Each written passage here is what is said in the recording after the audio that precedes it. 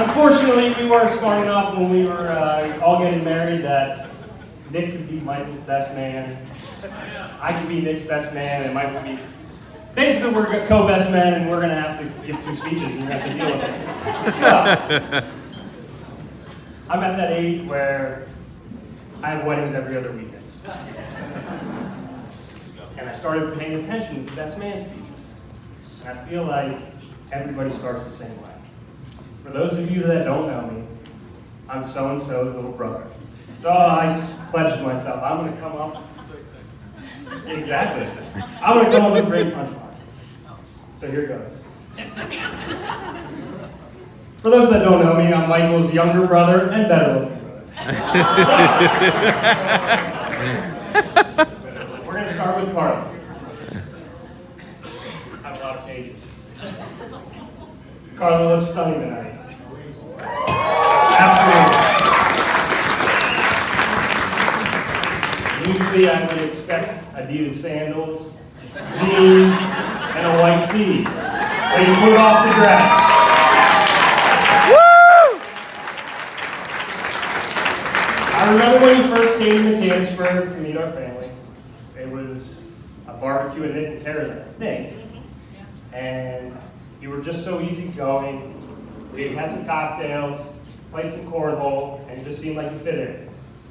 As time went on, and I got to know you more and more, I got to see who you really were. My kids don't get to see you very often, but when they do, it's like you live next door to them. You treat them with such love and kindness, and I'm forever grateful for that. Living in Florida isn't easy when your family's in Mechanicsburg, because everybody wants to visit them. You've hosted me, you've hosted my wife, my kids, my brother, my parents. Your friends. Hell, my cousin even lived with you. I even brought half of Mechanicsburg down for my bachelor party. Thank you. Your love of sports is an added bonus. In our family, we need to be able to add to the banter that we have, and you do that. Go Gators!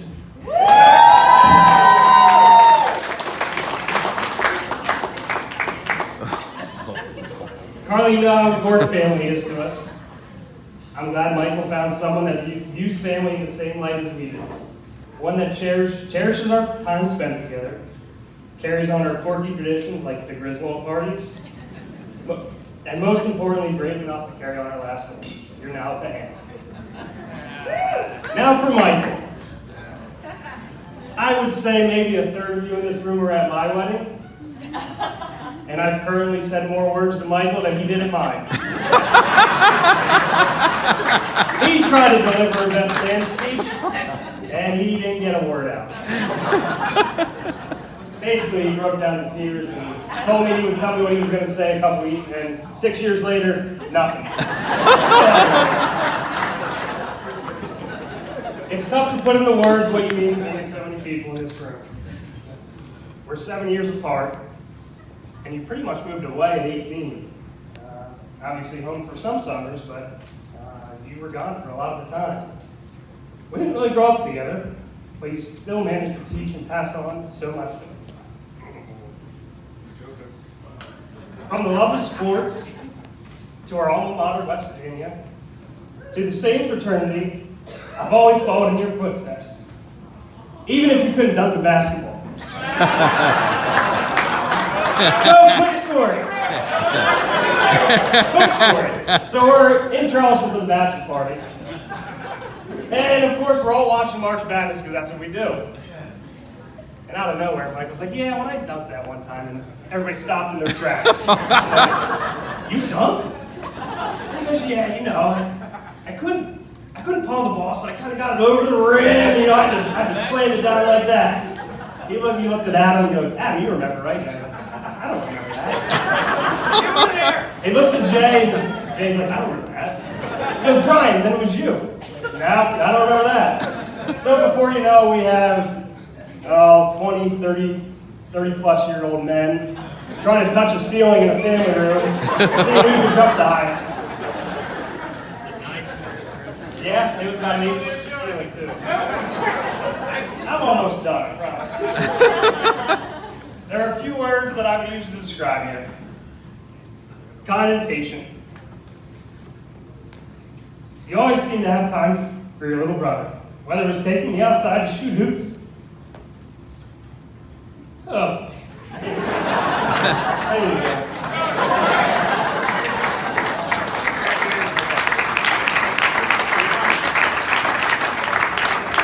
Teaching me how to fill out a March Madness bracket when I was 7.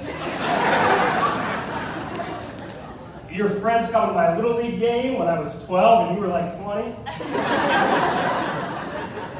Now I see you with my daughter, always volunteering to help her push her car around or play baby dolls with her. You're humble, other than your fabricated dunking story. You never want to tell people how successful you are. It usually takes me time to look at the website to see what position you're at now, or Googling the story about them doing on you at West Virginia, which I would have never known if I didn't Google it. Lastly, loyal. Your family and friends mean the world to you, and we all know you would give the shirt off your back to us. I know it's difficult for you to be away, but I'll never forget the times you flew home for graduations, weddings, baptisms, initiations, cabin weekends, or for a high school playoff game, where we had an exciting moment at the end of the game, and Michael was a Dolphins employee, and we won in the last second, and sure enough, Michael was storming the field with the student section. He didn't tell the part about what he did. Michael, you'll always be my best friend, my mentor, and most importantly, my big brother. To Michael and Carly, I was at a banquet the other day, and a gentleman said a quote that I never heard before. He was relating it to student athletes, but I figured it made sense to talk about today. The trajectory of your life will be defined more by how you handle your failures than how you handle your successes. When times are going well, marriage is pretty easy to be successful at. It's the times when you work the long hours, say the wrong thing, or miss your turn unloading the dishwasher that test. It's those times they need to stay patient, remember how much you love each other, and continue to move forward. Now if we could raise our glasses. I don't know if that happens. Yep. Michael, could you put your left hand out? Yeah, show your hand. Carly, can you place your hand on top? You're right. Now remember, Michael, from this point forward, Carly will always have the upper hand. I love you both. Cheers.